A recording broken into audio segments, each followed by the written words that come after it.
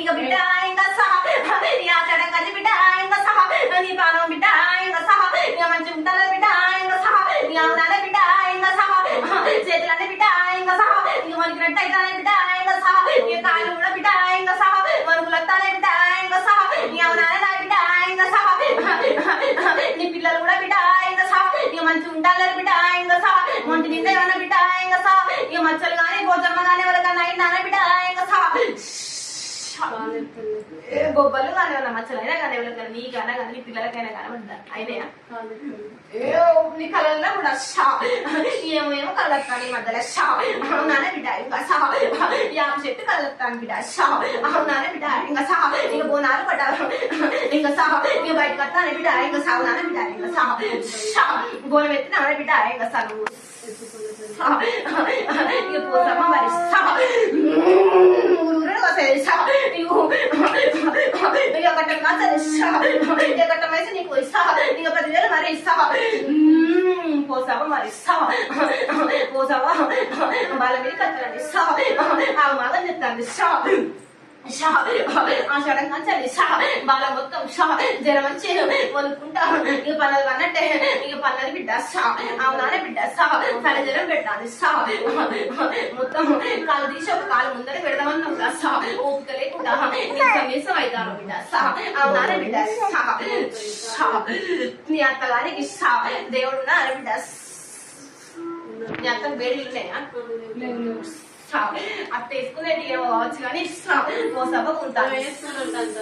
అందుకే మీకు ఇబ్బంది అవుతాను బిడ్డ అమ్మవారిని దగ్గరికి వస్తానంటే అది బిడ్డ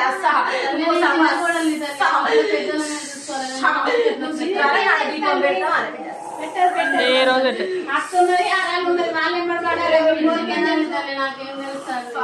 మీకేం తెలుసు అంటాను మరి నువ్వు అత్తగారితోనే ఉంటాను అని బిడ్డ ఉన్నాను తల్లి నేను వేరే ఉంటా తల్లి మొన్న అత్తగారింటికి మధ్యలో పోయినావా ఆషాఢంలో పోయినవా ఈ మధ్యలో పోలే నిన్న పోయినా నేను తీసుకోవే తీసుకపోవే నిన్న ఆడిపోతే కాళ్ళు నడుపుకుంటా నీకు అక్కడనే తూలుతో పడిచినట్టు నీ కాళ్ళంతా బరువుతోటి కాళ్ళన్నీ గుంజుకొచ్చినట్టు అయినాయి కదా బిడ్డ అమ్మవారు మరి నీ కళ్ళ తల్లి ఇక పోసావా మరి మొత్తం ఎట్లా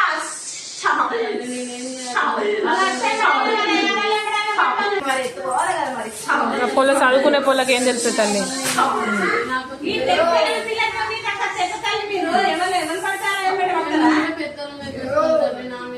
ఏమన్న వాళ్ళు నెంబడి పడతాను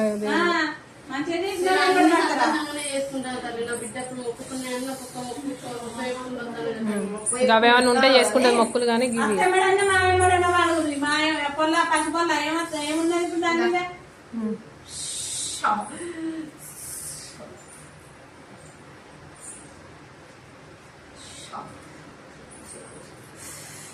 సెలవు తీసుకుంటాను మళ్ళీ ఇప్పుడు సంతానం అయితేనే కదా మళ్ళీ ఏడాది పడుతుంది మనవడు వచ్చింది అడుగుతూ ఉన్నట్టే సంత కొల్లారలేదు వాళ్ళ అత్తమ్మ చెప్తున్నారు మొగడు వదులుతాంటాడు ఏంది వాళ్ళ పరిస్థితి కార్లు ఏమన్నా ఉన్నాయా బిడ్డలు కారు కొని ప్రాప్తున్నాయి అని కొందాం అనుకుంటారు కానీ ప్రాప్తుంది భక్తులు కూడా ఈ 6 నెలల వరకు కారు ఉందాం అనుకుంటారు కారు అని ప్రాప్తుంది కాకపోతే ఎంత మంచుకుంటాడో నీ భర్త ముందుకైతే మాత్రం బిడ్డ అంత ముండోడు బిడ్డ నువ్వు ఎంత మంచిగా నేను చూసుకుంటే ఒక మాట వాడు వద్దనంటే నువ్వు అది చెయ్యొద్దు చేసినామంటే నీకన్నా కాదు 100 మంది వచ్చి చెప్పిన వీళ్ళు గుణపడు వాడు నువ్వు ఎంత మంచిగా నేను మంచిగా చూసుకుంటే అంత మంచోడు కోపం వచ్చిందంటే వాడంతా శత్రుడు లేదు అట్లా చూసుకుంటాడు నేను ప్రేమ ఆ కోపాన్ని చూసుకుంటాడు భర్త వచ్చేట మీకే బాధ లేదు రందు లేదు ఉన్నదంతా బిడ్డ ఈ కొల్లారి గురించి అత్త మామ గురించి కొద్దిగా చిక్కులు ఉన్నాయి ఏ గొడవలు ఉన్నాయి సంపాదన కాడ కూడా ఆస్తి పాస్తుల కాడ కూడా కొద్దిగా లొల్లిలు అయితే అనే బిడ్డ ఆ విషయంలో తప్ప నీకు భర్త గురించి చేసింత లేదు ఇక భగవంతుని దయ వల్ల నీకైతే మళ్ళా బంగారం లాంటి భర్త అయితే వచ్చిండు అవునా బిడ్డ కాకపోతే కానీ వాళ్ళని చూసుకుంటూ ఆశమాషి చూసుకుంటూ నువ్వు వాళ్ళతోటి నిమ్మలంగా ఉంటే అంత నిమ్మలంగా ఉంటాడు ఇక కోపం వచ్చిందంటే ఎంత చెప్పినా కూడా నువ్వు కాదు కదా 100 మంది వచ్చినా అసలే మళ్ళా బయట పోడు బిడ్డ ఎవరి మాట ఇనపోడు మూడు కూడా పోడు కాకపోతే మనకి అదృష్టంలో రేకున్నది బిడ్డ లక్ష్మి గల్లోడు కోట్లు సంపాదిస్తాడు అందరంతా ఎత్తుకు ఎదుగుతావే బిడ్డ కోట్లలో మెడల ఇద్దరు కడతావే బిడ్డ రంది లేదు నీకు ఆస్తికి ఏం రంది లేదు ఆ భగవంతుడు తోచినంత నీకు ఆస్తి ఇచ్చిండు దాని గురించి చింత లేదు బిడ్డ రంది పడకు నీకు వచ్చే ఆస్తి నీకు అత్తది నువ్వు కట్టుకున్న కాడకన్న కాడ నువ్వు మంచి ఇల్లే తీసుకొని కొనుక్కుంటావు బిడ్డ నువ్వు అనుకున్న కాడికే మంచి ఇల్లు నీ ఆస్తి నీకు పంపగలయ్యి నువ్వు అనుకున్న కాడికే నువ్వు మంచి ఇల్లు కట్టుకొని భర్తతో నిమ్మలంగానే ఉంటావు అని చేసేది కొన్ని ఉన్నాయి కాబట్టి అవి చేసుకో అవి చేసుకుంటే నీకు భగవంతుడు మంచిగా ఇస్తాడు లేకపోతే నువ్వే పెద్దోళ్ళ మీదకి వచ్చాను చెప్పేసరికి వాళ్ళతో సల్లంగా చెప్పి 4 పైసలు నియమన్నా నేను ఇచ్చి చేపించుకుంటా కానీ వాళ్ళ మీద పడుతుంది. అయితే నేను అనేది ఏంటంటే భగవంతుడు ఎవరు ఆధారిస్తే వాళ్ళ దగ్గర పడతారు. చిన్న పెద్దోళ్ళకు ఎంత భగవంతుడు అంటే కొద్ది నమ్మకం నువ్వు నీకుంటది నీ భర్తకు ఉంటుంది అందుకే నీ భర్తను చల్లగా ఉంటాను భగవంతుడు ఎందుకు చల్లగా ఉంటాను 4 రూపాయలు మీ చేతి 4 రూపాయలు 10 మందికి ఇస్తారు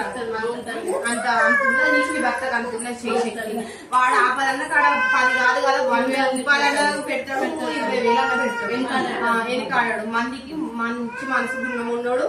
మందికి సాయం అంటే సాయపడే గుణం కాదు అసలు గుణపడేవాడు నలుగురిని మోసం చేసేవాడు కాదు నలుగురిని దగ్గర గుంజుకొని తినే గుణం అయితే లేదు సక్కని గుణం కూడా దొరికిందే బిడ్డ కాకపోతే నువ్వు కోపం విషయంలో అయితే వానంతా నోటోడు లేడు అట్లాంటప్పుడు నీ సంసారం చక్కగా ఉండాలంటే కోపం ఉన్నప్పుడు ఒక మెట్టు దిగాలి నువ్వు ఒక మెట్టు ఎక్కువ ఉరుకుతాను అప్పుడు చిక్కులు వస్తాయి ఒక మెట్టు కిందికే ఉండాలి అర్థమైనా నీ భర్త కాడ కోపం ఉన్నప్పుడు ఒక మెట్టు నువ్వు కూడా ఎక్కువ గుర్తుపెట్టి ఒక మెట్టు కింద ఉండు ఎందుకంటే నీ భర్త నేను పువ్వులో పెట్టి చూసుకుంటాడు మంచి గుణవాడు కోట్లకు ఉన్నాడు ఆస్తిపరుడు అన్నిట్లలో ఉన్నాడు వాడు నచ్చిరేకున్నది వాడు ఏది అనుకున్నా కలిసి కారు కొనుక్కోవాలి మీకు కలిసి అయిపోయిందా సెల్వా ఆయనకు ఆరోగ్యం